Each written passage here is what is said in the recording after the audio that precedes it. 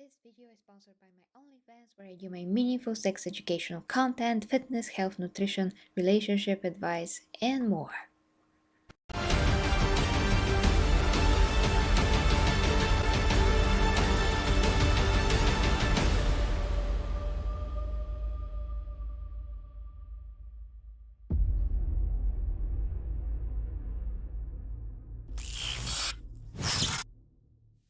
Hi guys, and welcome to Gauge Reviews and to this live discussion of the topic: Will Sanguinius' death diminish?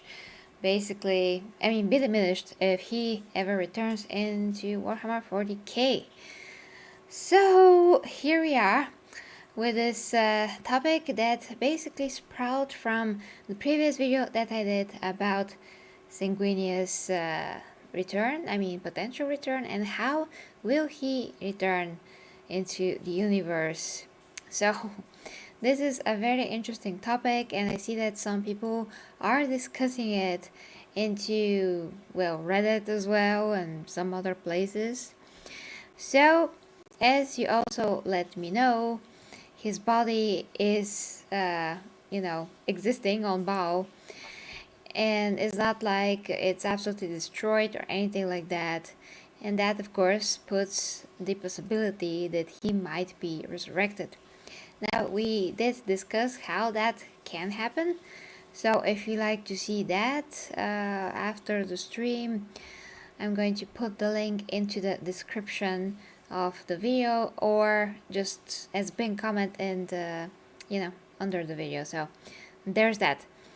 Now first, let's get some of the comments from that video and see what you guys think, because you did mention that his death might be diminished if he returns, and we are going to actually discuss well, will it? What do I think about that? So let's go now. I'm going to switch over to that myself, and I'm going to read you what some of you said. And hi to Chris in the chat, of course, Optic, dear Clayton, and dear Ivy. Hi guys. Rare live sound, all of it awesome. If you hear some barking, just my fluffy doggy Goldie, but I hope that he's going to nap.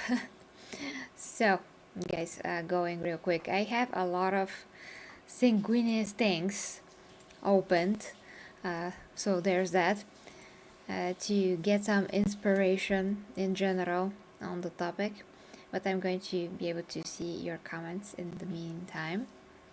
He is not a bad guy, no. Well, in the world of 40k things are more complicated, but there's that. So Tony Bayer says, the problem with Sanguinius coming back is that it makes his death, the Red Thirst, and the Black Rage much more insignificant. If that happens, do the Blood Angels become cured and turn into Red Ultramarines who lean more into melee? Don't get me wrong, Ultramarines are my main army of choice, but no doubt Blood Angels players,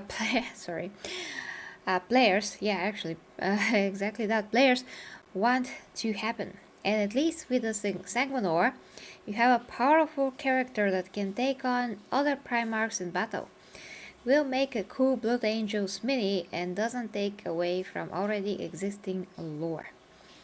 So that is his stance on the matter, and of course it is valid for what it is. Let's check the other one by John Toms, if I can read this right.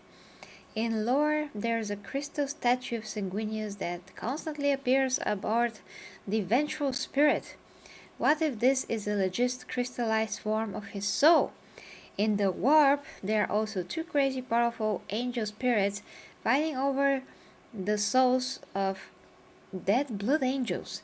They are probably the two warp spirits, wow, used to create Sanguinius. That's kind of confusing. Now the Sanguinor acts as the light side's avatar within Mephiston. Acts as the dark Wow, Zayt's avatar. I bet by combining these two pieces we could see the resurrection of the glorious Hawkman. Hawkman. Okay, so maybe I should tackle these one by one. But there's another comment that's close to this, so let's read that. We know where his body is. It's on Bao in a Stades sarcophagus. There's a book where this is described, and I really wish that you told me which that book was, but I and my primarch had to, had to check that. Unfortunately, there is no audio version, so I will not have any time to read it. Sanguinius' soul is shattered into fragments, one of which inhabits Mephiston. Yes, we got that. The Emperor isn't going to revive Sanguinius. The Sanguinor is the best he can do, it seems. Well, I already actually explained why the Emperor can do this, and he can actually put all of the pieces together. Why not? He already brought Guilliman from complete, basically happening in real-time decay of himself and the armor. So why would the Emperor not be able to bring Sanguinius? Just, they have his body.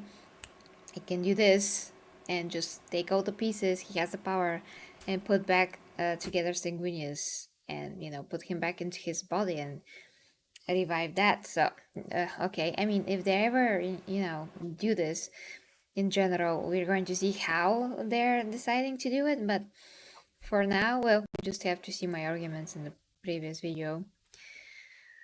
Okay, so there's another one. Sanguinius' body is held in status at the bottom of the fortress on Bao, much like the feather given to Set in near perfect form.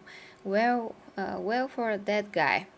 That seemed to be the main target of the Nits in Bao. Also, we have runners of the Sanguinor becoming the avatar of Sanguinius, likely being a full-on avatar for the Sanguinius warp entity that spoke and empowered Mephiston and revived Dante.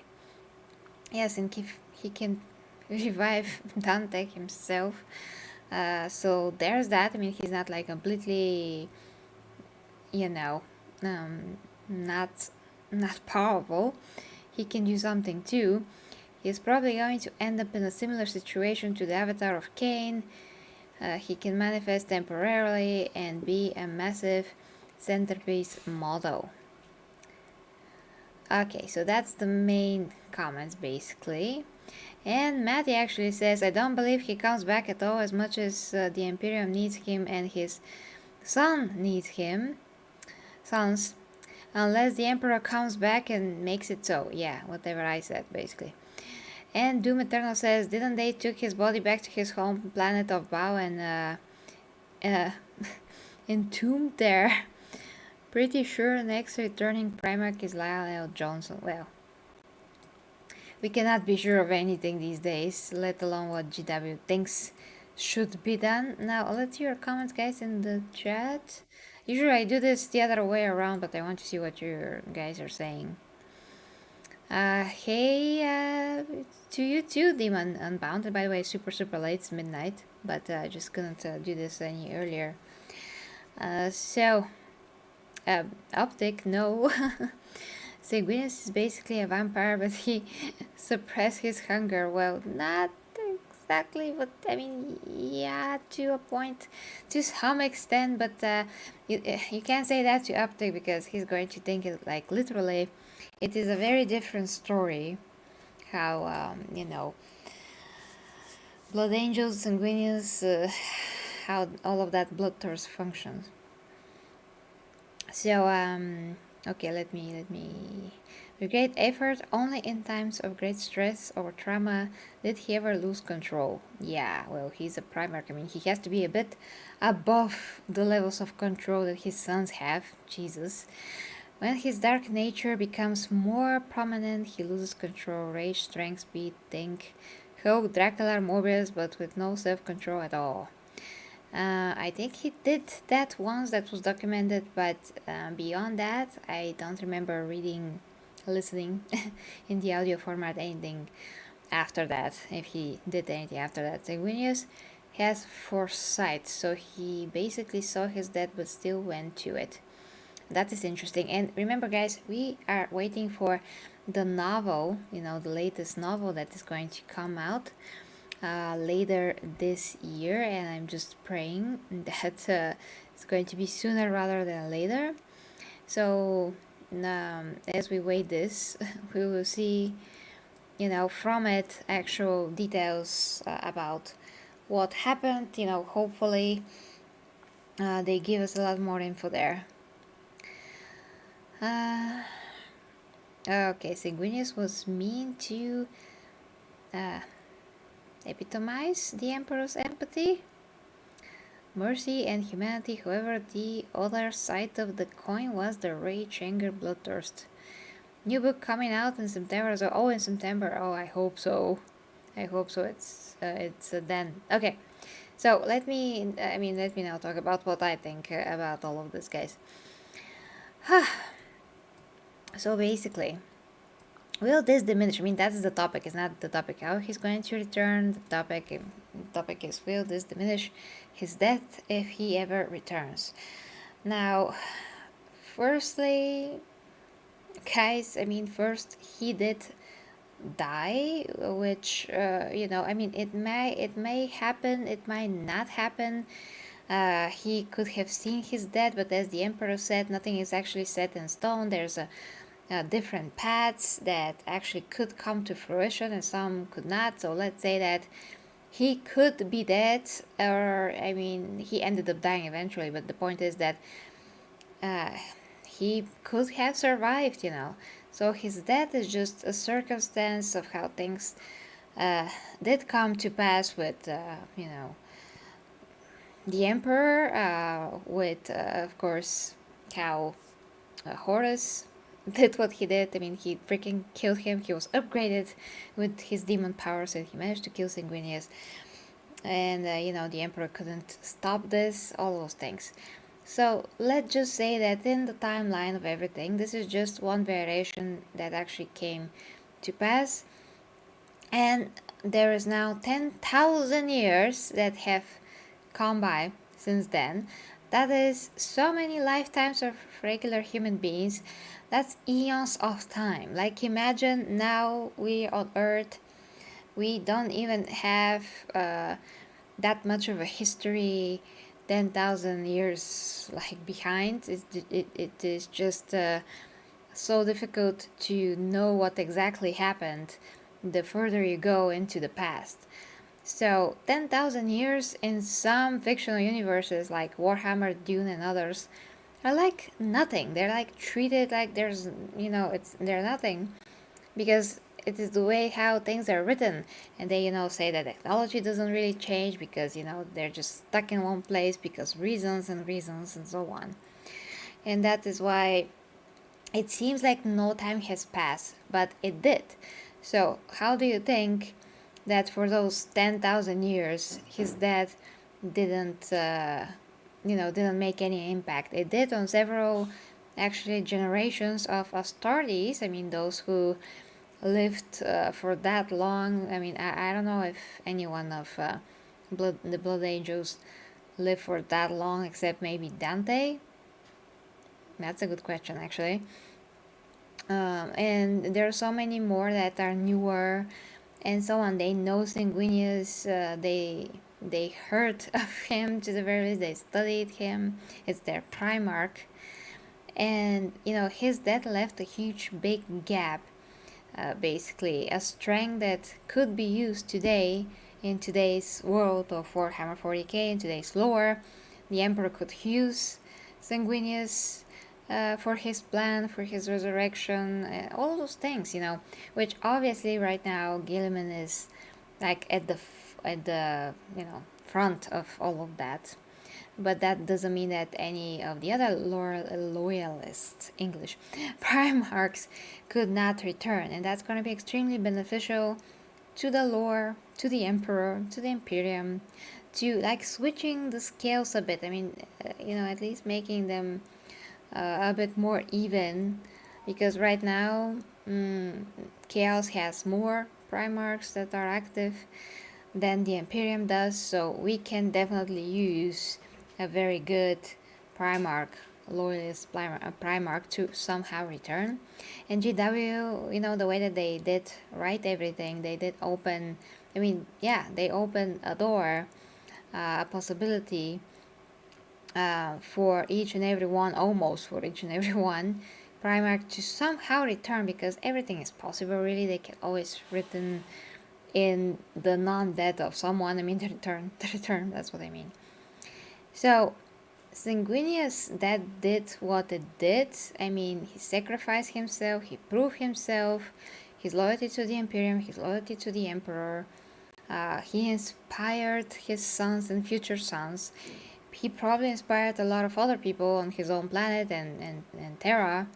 So he did what he did. Now if he returns, that will not be diminished.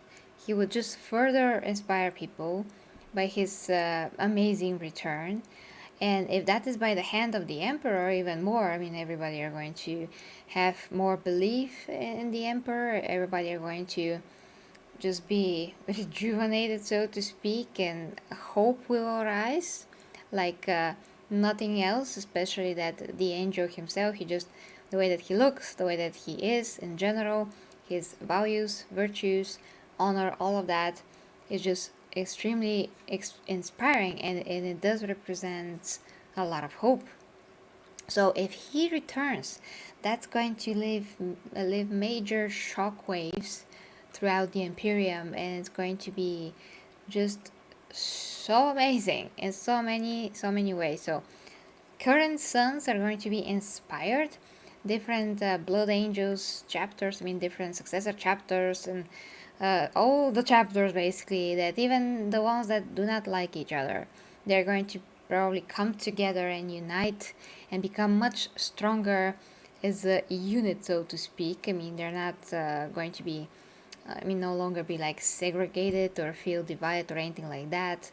Sanguinius is going to be just bringing them all together just by default, just by existing. So that's going to be absolutely amazing, and immediate strengthening of all the Emperor's forces in general. He probably is going to inspire, other legions as well. So, positives all around. This is not, 40k is just not like DC, where characters, or Marvel, where characters just get killed and, are back 5 minutes ago. That's here in 40k matter, and 10,000 years are enough for someone to be in the warp, having his soul into different pieces and trying to help his sons and whatever else he was doing while we can't we couldn't keep an eye on everything. But Sanguinor, Mephiston, he's obviously been active in a few different ways. So if he really comes back physically, that will only help everything. And imagine if there's new figures of Sanguinius, and if they put him on the tabletop. Just imagine the possibilities for the future of the whole story even. It's gonna be amazing. So he has been gone for I don't know how many human years. In the lore, I really have no idea when they actually killed him, because I don't know the year of every Horus Heresy book when that came out, and when they actually wrote that Siege of Terra, when they actually killed him in the lore. But it's still, it's a few years, so that's enough time for him to be dead. And now it is in 10,000 years otherwise, so that is a great time for him to return.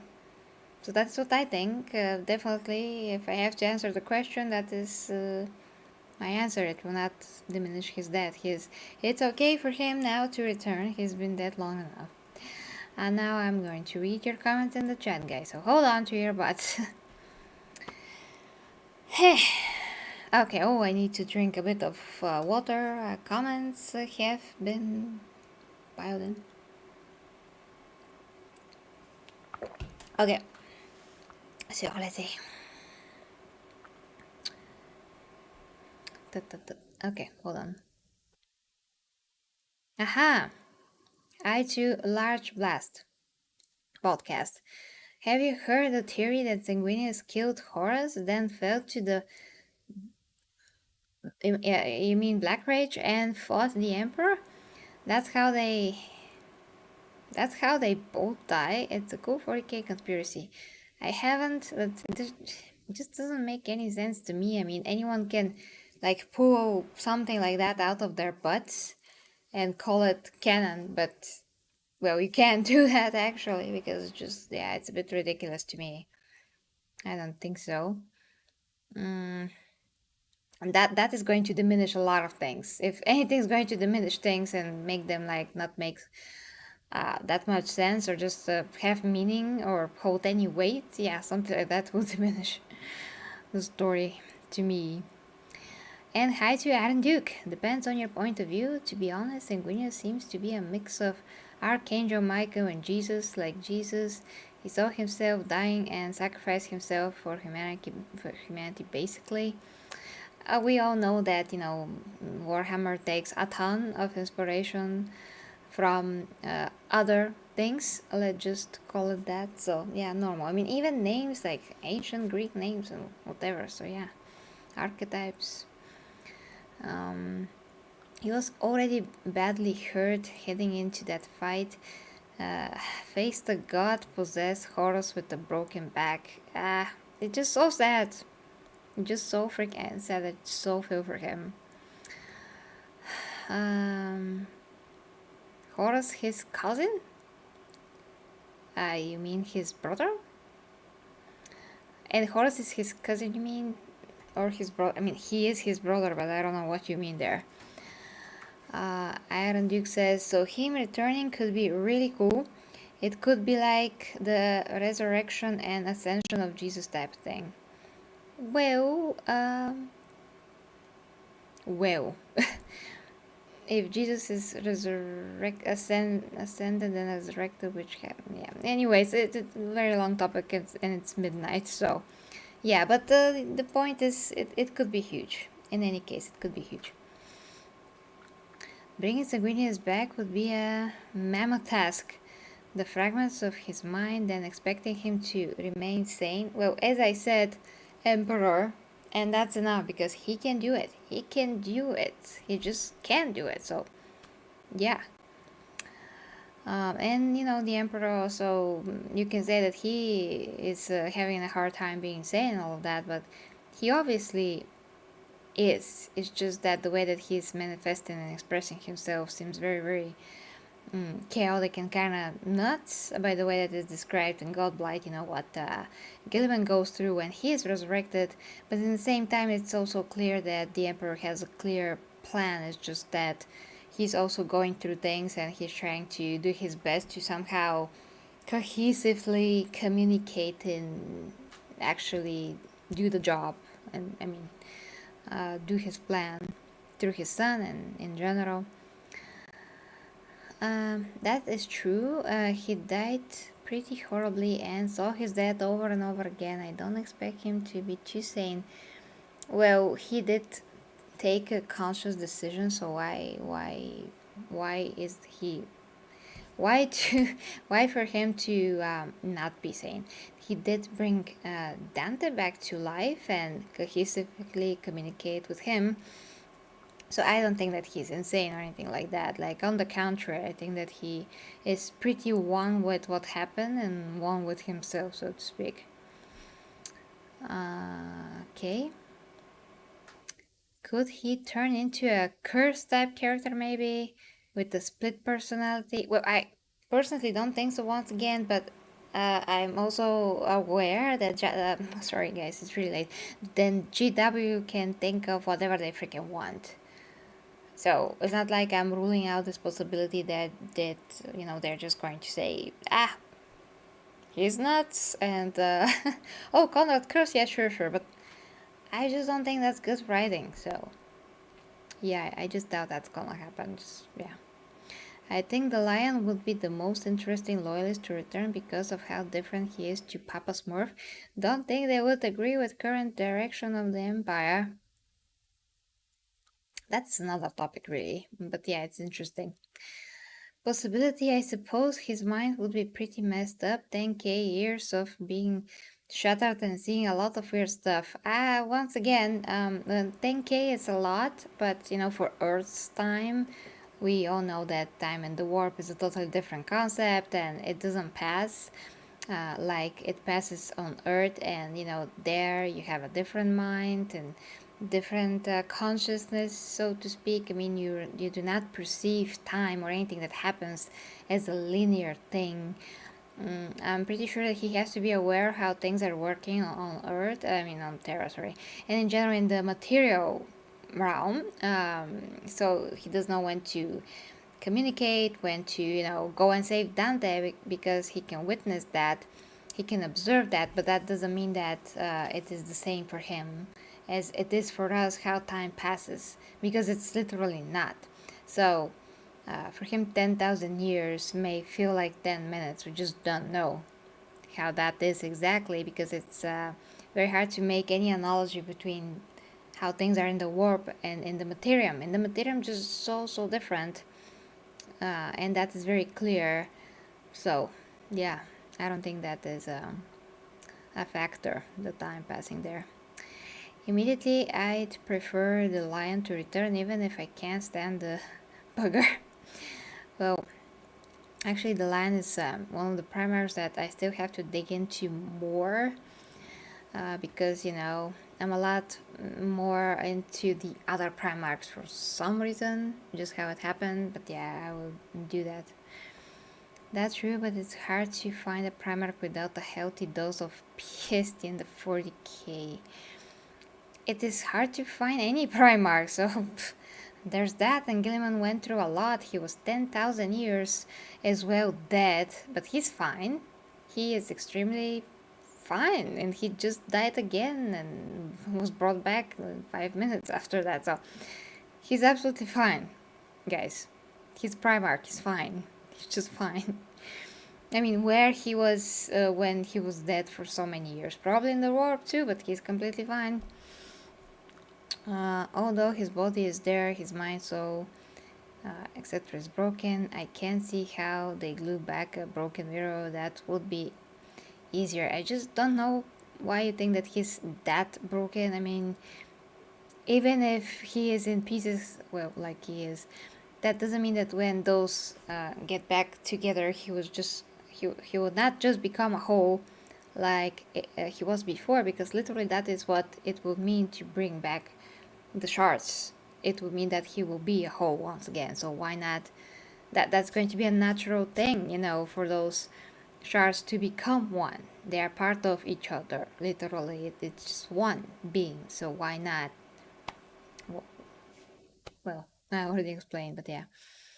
The fan theory does make a lot to be honest. The Emperor seeing Sanguinius in the rage, unable to kill Sanguinius, lets him screw him up before the end. He ends up killing him and destroying Horus after. No, I still don't see it. I mean, I see how that maybe could happen to a point, but it sounds exactly like a fan theory and not like a real writing. That's what I mean. Yeah, that's true. He did appear to Dante and appeared to him, ask him to keep fighting and believe in him. Exactly. I mean, how much more proof do you want that he's absolutely fine and sane, and he knew what he was doing? He literally said to Dante that his time is not yet come and he still has to serve him. And Dante was like so tired, he just wanted to die to this point. But Sanguinius was like, no, I'm sorry, my son, you have to be here. You know, I'm paraphrasing, but that's what he said to Dante, and he brought him back to life. Oh, sorry, hit the mic. And Eater of Chickens, guide to you. Sanguinius might be a great counter to Magnus. Pure fate versus pure sorcery. I'm not sure that's exactly like black and white Eater of Chickens, but like I said, we need more primarchs, loyalist primarchs. We just need them, and just, he is a great symbol of hope. He's the perfect one to come back, because he's going to inspire everyone, not just his legions, and not just the fact that he's going to bring his successor chapters together, but I'm pretty sure he's going to inspire all of them and the whole Imperium. I mean, you seeing your dead doesn't mean you're not gonna turn insane. He described it's pretty painful, plus the war probably screwed with his soul. Amplifying this, I like the theory. Well, I just don't see, we have more proof that he is sane and completely fine than we have a proof that he's insane and not fine. So I cannot think that he's insane when we have literal proof that he is just perfectly fine and dandy, and being, active through the sanguinor even, and, Mephiston. He is obviously not left and not given up, and he's fighting for the Imperium still. Also, what Mephiston is achieving becoming the Astronomicon, that is interesting. I have to dig in more into Mephiston in general. That is my to-do list. But for him, the 40k years could have felt like 20k or 50k or 100k. That's the other side of the coin, and I think time plays quite a big factor. Well, I already said that actually it's quite the opposite, in the warp, everything can pass totally different, but not like in the long run. It doesn't pass linear at all, you see? So even if it passes, slower, it just doesn't count like we understand it.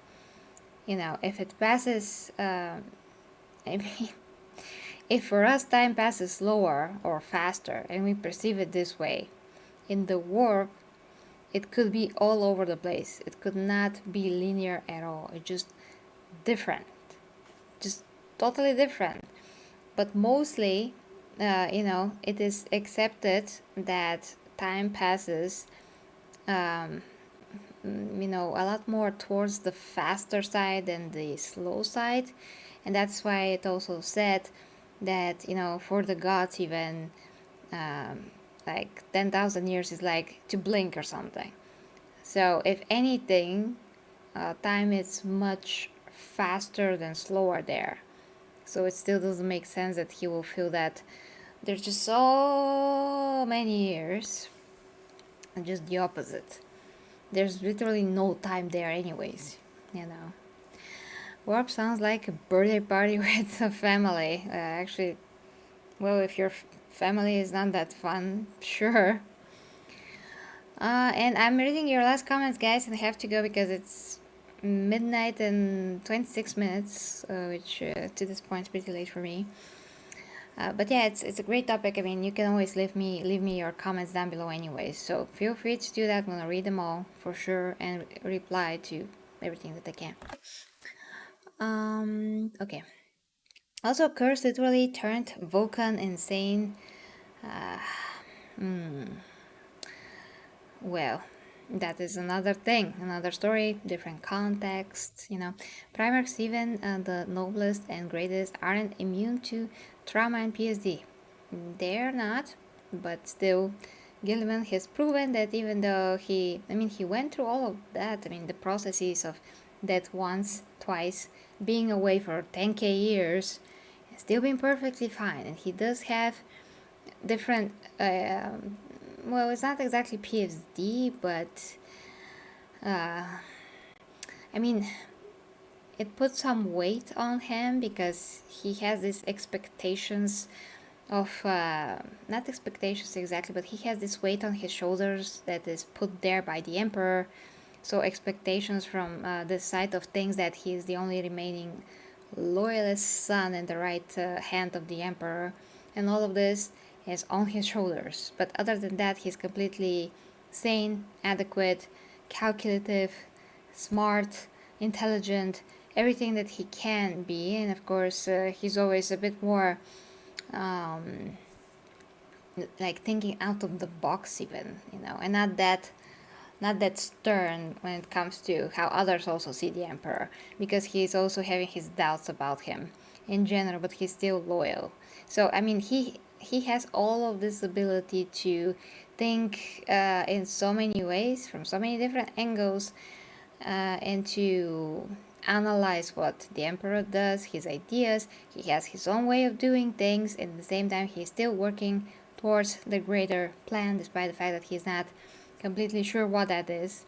But he is pointed by the emperor, especially from the last death and the last things that happened with him and Mortarion.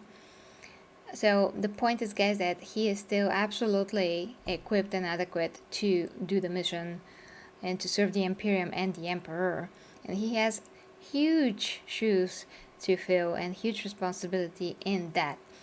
And he's still the best man for the job, because he's the only one alive. And, you know, the Emperor chose him to be that, but he's not enough, probably. So we should get the others. That is also one of the points. Okay. I mean, and we cannot, of course, think that Sanguinius is a lesser primarch than roboute. So why not, if roboute can do all of that, why not Sanguinius?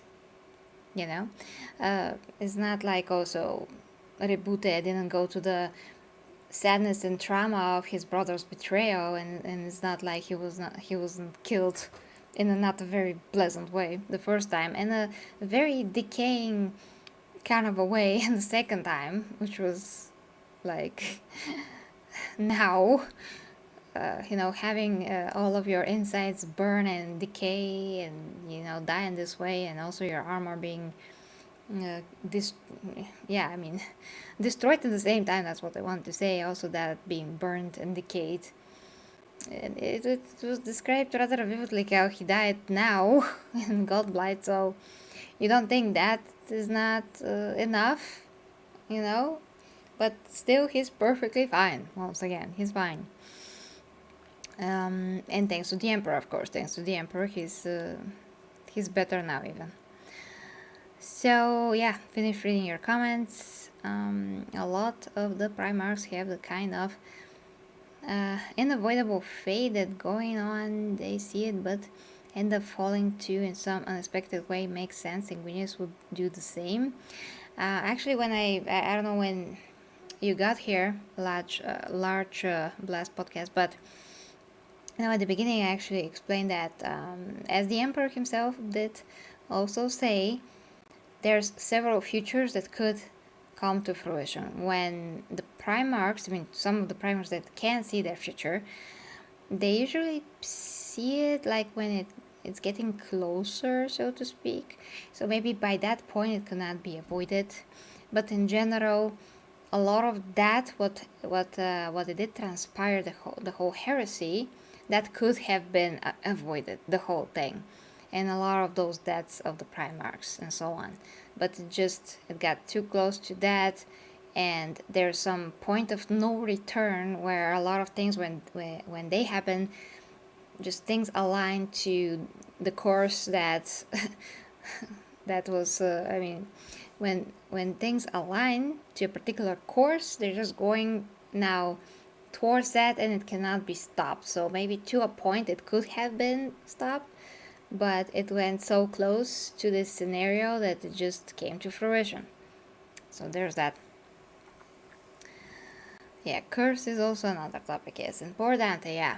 Duty, honor, love for his brothers in arms, and wider humanity compels him to go on. Yeah. He's one of the oldest. Actually, who is the oldest? Is it him, like the oldest Astarte? Because he's definitely like in the running if he's not number one, as you know, the oldest Astarte ever. They decided to bring him back. Really needs to be exceptionally well written. Would hate a hack job just to force the issue for purely marketing models. Of course, it has to be awesome. It has to make a lot of sense. It has to have meaning, depth, and it has to, of course, justify him returning.